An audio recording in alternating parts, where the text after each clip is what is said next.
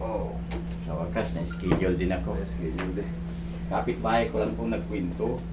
Ano ba nangyari sa'yo? Ha? Ano ba nangyari sa'yo? Naunang panyan na kung sa bike ito ang tumama. Pero hindi ko inintindi. Pero maya-maya gumaganyan. Nung pagtagal ng pandemic, may ginawa kong case sa may tumuntong ako, no. Gumanyan ay sila maglag ako dito. Ito ang pumunta ako orthopedic. Ito ang ano eh. Result ng MRI ko eh. Sinasabi pa nila na another sponsor na lang ano. Kaya nilalaman kong medyo mababa rito. Pupunta ko. Kaya. Po. Halos pareho kami. Okay. Nahanap na nga pa ng anak ng cellphone. Kala niya naglakad-lakad lang. Hindi ko nagpaalam eh. Pumutok sir yung ano nyo sir. Ito, L3, L4, disc herniation and bilateral facet hypertrophy causing to moderate bilateral neural canal narrowing. L4, L5, broad-based disc herniation. Okay, L5, S1, broad-based disc herniation. What is disc herniation? Okay. Intradural extramedullary lesion of at the level of T12L1 could be hematoma, cannot exclude neoplasm such as meningioma of nerves and tumor, lumbar spondylosis. Meron pala kayong mga may na ano sila dyan na parang Pag matagal nga akong nakatayo, saka ako maramdaman na higa ako ulit, saka ako nararamdaman. Pero yung kapag ganito, walang kirot. Nanginginig lang pa ako pag lumakad. wala na kasing ano yan sir, mamamanid na talaga kayo. Puro herniation, ganito yung sa inyo. Bunga ng pagkalaglag nyo. Ilang taon na kayo ngayon tayo? 68 na sa November 18. 68. Herniated disc kayo, ganito ang disc nyo. Yan, putok siya. L3, L4, L4, L5. Ganito ang disc nyo. Ngayon, tatama ngayon yan sa mga spinal nerve. Kaya ang feeling nyo, walang lakas yung mga paa nyo. Ganun yun. Ganyan. Kaya, kung may nanghilot man sa inyo, kaya hindi kaya ng isang hilot yan. Hindi kaya ng isang hilot yan tayo. Tapos, dito nyo, meron pa kayong ano, extramedullary lesion at the level of T12L1. Could be hematoma. Okay. Bugbog sarado na, ang dami ng ano, ang dami ng mga parang mga sugat sa mga ano, sa mga disc nyo. Tapos ito mga binabanggit na lumbar spondylosis, the same lang din yan, nagkakaroon talaga ng spondylosis pag nagbago na yung size ng mga disc. Tapos disc desiccation at L2, L3 down to L4, L5. Ibig sabihin niya totally ano na, totally putok na. Meron kayong desiccation tsaka herniation. Sabog na to, sabog na yan, manipis na yan. Tapos may pumutok pang ganito pa. Ayan ang hindi herniation. Okay? Yun po ang ano. Pag nakita to ng doktor, automatic, isasalang kayo, for operation kayo. Maraming Nung binalik ko nga yan, binigyan nila ako referral for another MRI with contrast. Para makita yung height ng mga disc. Para daw malaman kung kailangan operahin o hindi. Oo, yung kailangan nyo, hindi nyo pa binalik. Hindi ako bumalik eh. Kaya wala nang budget. Malaki-laki yung with contrast, si 18. Oo. 18K. Kailangan kasi yun para makita nila yun. Pero yun naman, hindi nakakagaling yun, yung with contrast. Ang gusto lang ng Para lang malaman, oo. yun. Kasi nga, bugbog sarado. Pagmula rito, ang T12 kasi tayo dito. May tama rin L1, L2 nyo, pagmula na dyan. Kasi, dito, magmula ang T1 hanggang T12 yan. T12. L1, L2, L3, L4, L5. Lahat yan. Pagmula rito. Bunga ng pagkabagsak nyo. Investigation. Pero ayun o, ganyan o. Roy, ito yung herniated. Yan o, ganyan. Kaya napakakirot. Ayan, ganun din yung example ng ano ko. Pinakita ko sa inyo, yan ang herniation. Ayan. Herniation or herniated, it's the same. Yan ang spondylosis. Ang example ng lesion na kasira ng ano, ng mga ganyan, no? Parang fiber niya. Yun ang ano. Kayo, makikita mga kayo, matatanggal. Kahit papano, mababawasan yung nararamdaman yung ano. Pero yung ma-perfect natin kagad, sa dami ng may tama, mas maganda sabihin ko sa inyo kagad ng ano, para hindi rin kayo ano, ma-false hope. Okay? Tay? Okay lang kayo? Okay lang. Marami po kung tama eh. Minsan kasi, yung mga nalalapitan natin, nagkukulang lang sa paliwanag. Nagkukulang sa paliwanag, kaya i-expect natin kagad na, ay wala nangyari. Pero kung marunong siya magbasa nun, may explain niya, may explain sa'yo, kaya pala hindi hindi umubra dahil ang daming may tama. Buo ngayon ng pagkalaglag. Ito, kung pagmula rito, T12. Yan mga yan. T12, L1, L2, L3, L4, L5. Lahat yan. Yung designation na binabanggit, patagilid, tatama rito. Yung herniation na binabanggit, paloob. Sa loob ang anong putok. Sa L4, L5. Okay? Puso kayo tayo. Nag-uukad ba ng ano? Mamaya na tayo. Diyan lang muna kayo. May pipitigil. Kasama kasi yan dyan. Yung buong spine, kailangan pantay niya. Pero tingnan natin kung anong mababago. Okay tayo? Para ramdaman nyo lang. Pag-pray natin. Oo, nothing is impossible. Sabi nga eh, the best medicine daw yung prayer eh. The best Yes. doctor eh, Panginoon.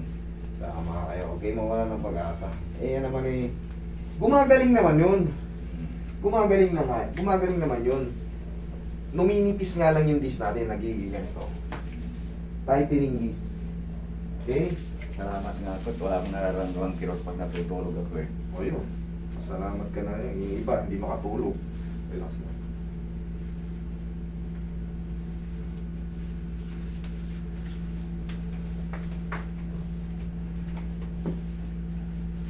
Sa susunod tayo kung pupunta kayo ulit dito tayo, mag-short kayo. Ha?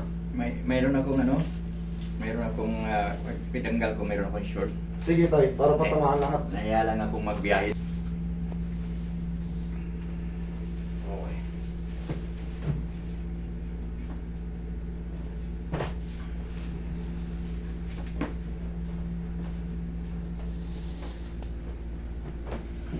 Tagilid kayo tayo. Sige, tagilid kayo. Ito, tumitigas to. Minsan nga, pag natutulog ko, siya siyang umagano.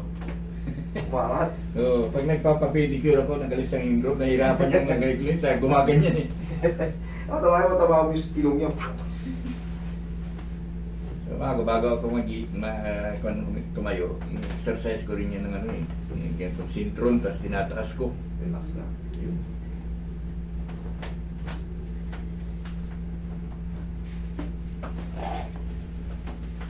Okay, kabilang side. Okay, kabilang side.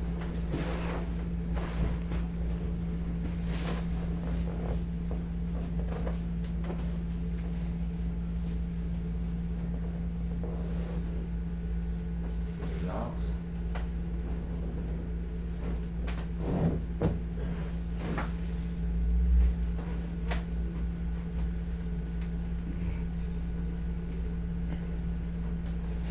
Okay, ito kakain tayo. Shoot nyo muna dyan. Yan. Shoot nyo muna yan. Baba kayo konti tayo. Yan.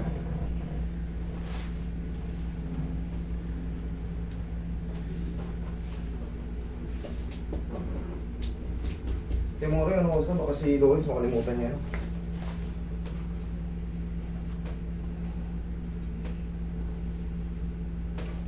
Yan, masarap.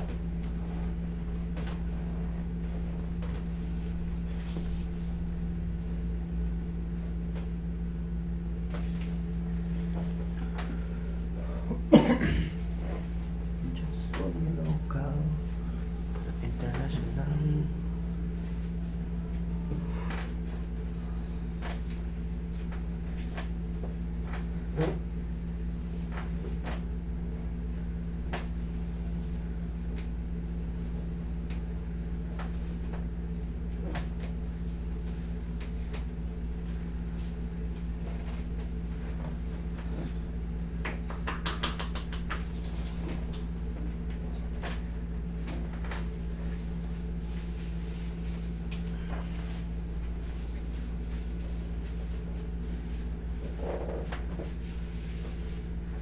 Ihaya kayo tayo.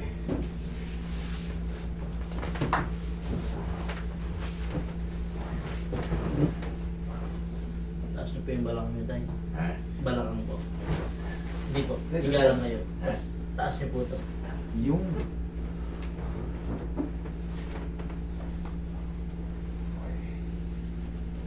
Para matanggal yung pagkahipit, ito ang sikreto. Traction. Okay, inhale. Kasi nyo tayo. Inhale. Exhale. Yan pala. Yan. Dito muna kayo ha. Higa na kayo.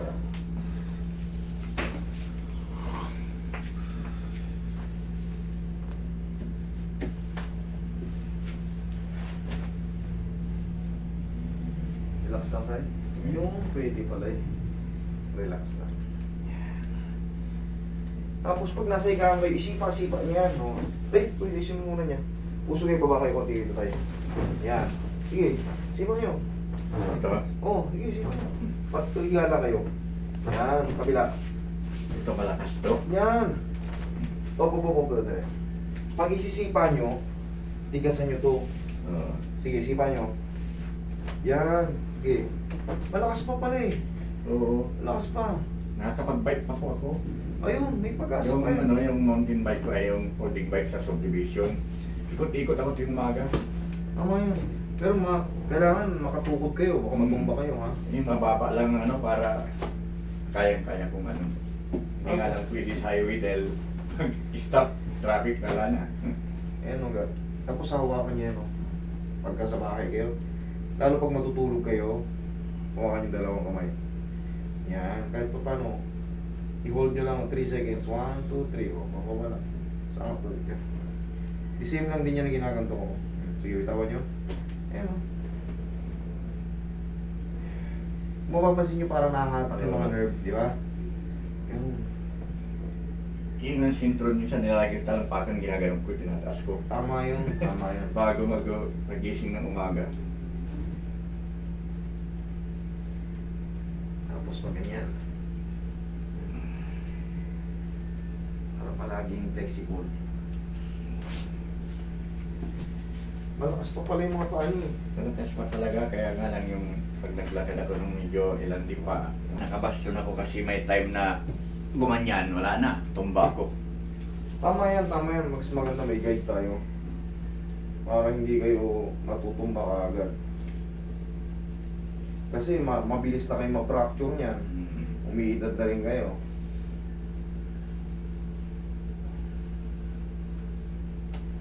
Pag naliligo nga ako gumagamit ako ng upuan eh. Kasi Tama yun. naglagay ako ng railing sa CR para may kinahawakan ako. Tama yan. Pangalagaan niyo yung sarili niyo rin. Kasi pag nadagdagan pa kayo ng slide, yung nadanas niyo noon, yung di ba natumba kayo, Oo. bumagsak yung puwet niyo. Dahil dun yun eh. Kita niyo, sabog-sabog yung disc niyo. Mula noon nga, hindi ako makatayo ng walang nung hindi pa ako tinulungan, hindi ako makatayo eh. Nung pagbagsak ko na yun. Sobrang sabog kasi. Sobrang sabog. Tayo kayo tayo. Sige, sige. Harap ka ron. Yan. Laglag mo na sa akin yung ulo mo. Laglag. Yun, dami. O, sige nga. Lakad.